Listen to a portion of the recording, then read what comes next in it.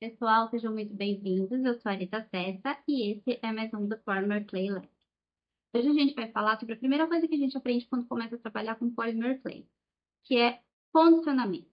O que é condicionamento? Então, condicionar nada mais é do que dar condição a, ou seja, tornar a massa trabalhável. Nós vamos fazer com que essa massa fique macia. Nós vamos amaciar essa massa para que a gente consiga trabalhar com ela, para que a massa fique mais elástica e mais moldável. Existe um pensamento que corre pela internet, que é o fato de que a massa precisa ser condicionada porque a gente tem que ativar os ingredientes dentro da massa.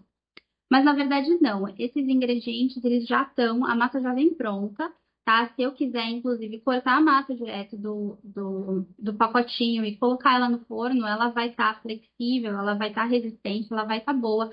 Os ingredientes estão todos ali, prontos para serem usados.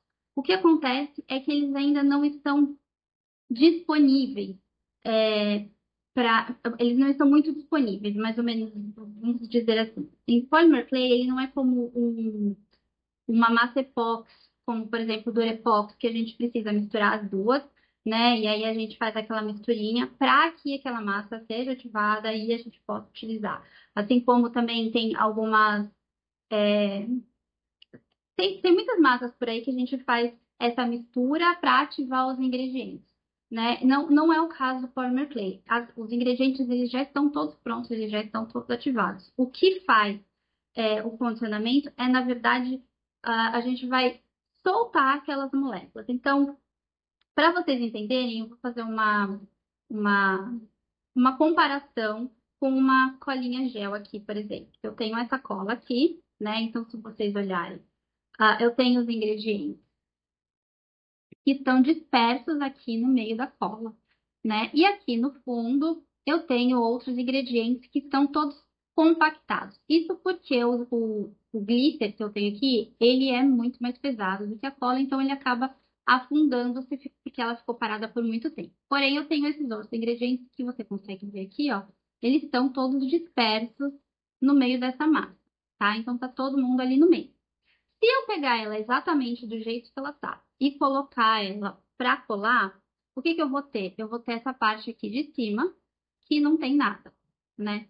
Se eu misturar, ó, a cola, ela é dura, né? Então eu não consigo fazer essa mistura assim muito facilmente.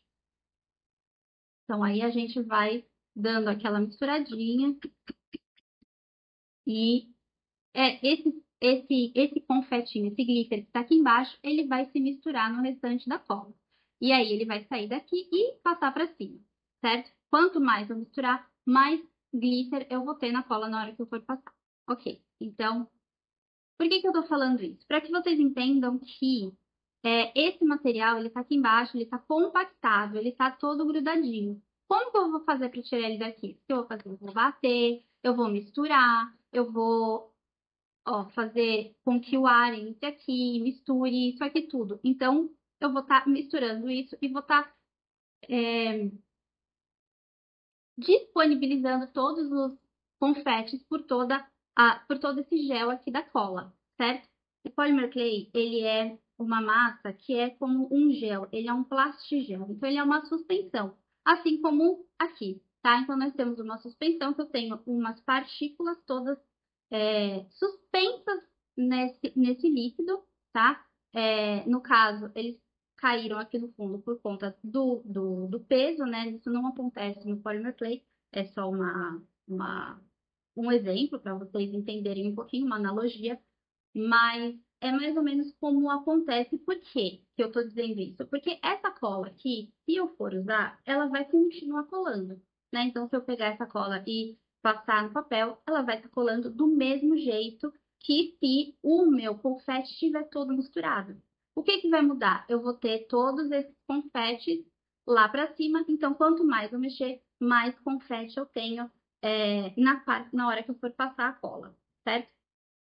O que acontece mas a cola, ela vai continuar colando, ela vai fazer a função dela que é colar, tá? Então, no Polymer Clay é a mesma coisa.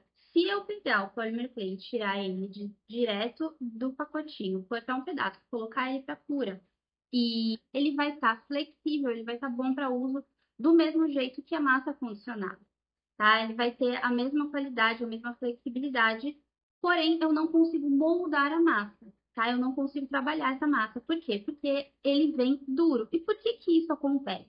Porque assim como nessa cola, que eu peguei ela aqui para vocês verem por ser transparente, e o Polymer Clay a gente não consegue ver porque a gente tá com tudo opaco, né?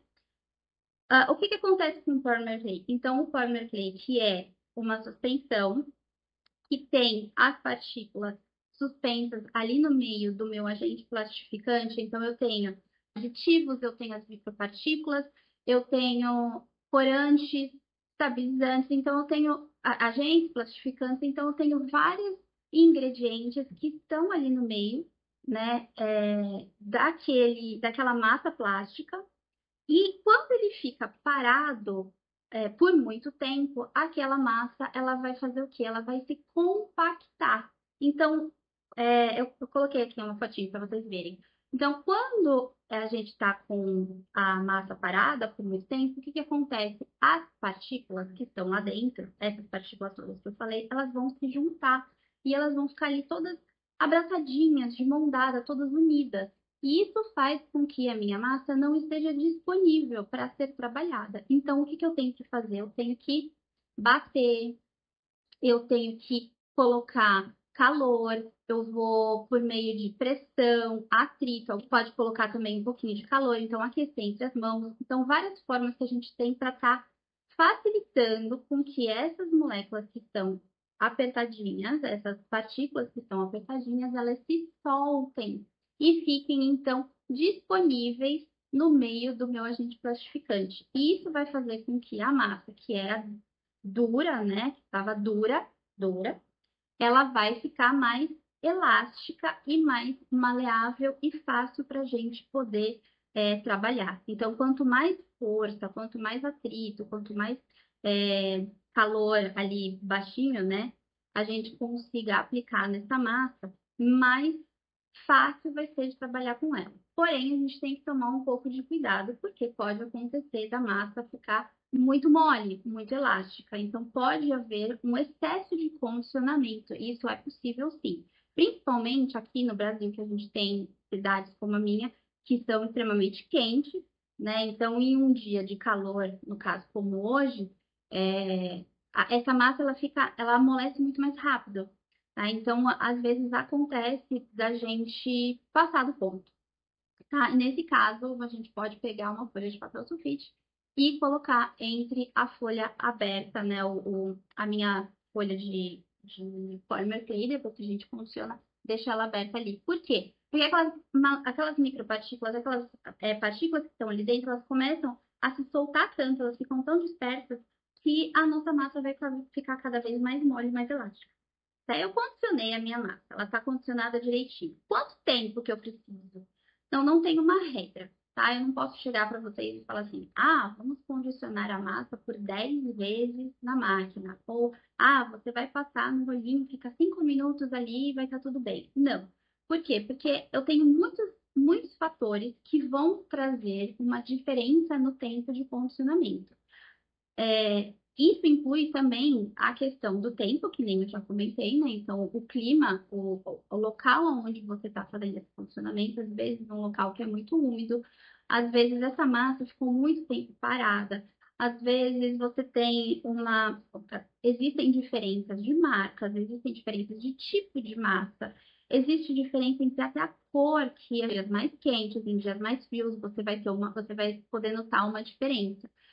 Existem muitas variáveis que podem estar, então, ligadas ao fator de tempo de acondicionamento. Então, o que vai acontecer é você ver que a massa está boa, tá? Normalmente, ela fica boa antes do que a gente imagina. Você pensa que vai demorar um tempão, mas na verdade não demora. No meu condicionamento, minha massa está condicionada direitinho. Eu consegui ver que ela não está mais quebradiça, nem craquelenta, nem esfarelando.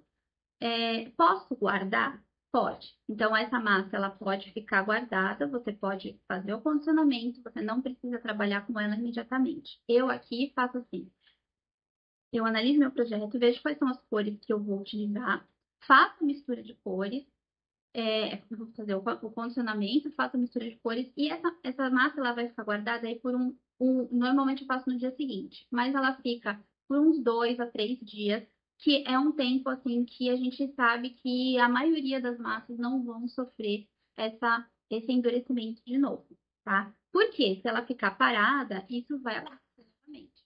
Então, a massa que vai ficar parada de novo, ela vai sofrer novamente essa compactação, né? E aí eu vou precisar de novo separar aquelas micropartículas para que elas se fundam novamente com o meu agente plastificante, certo? Com a massa plástica do Polymer Club. Então, eu tenho uma massa aqui que funcionei faz um mês.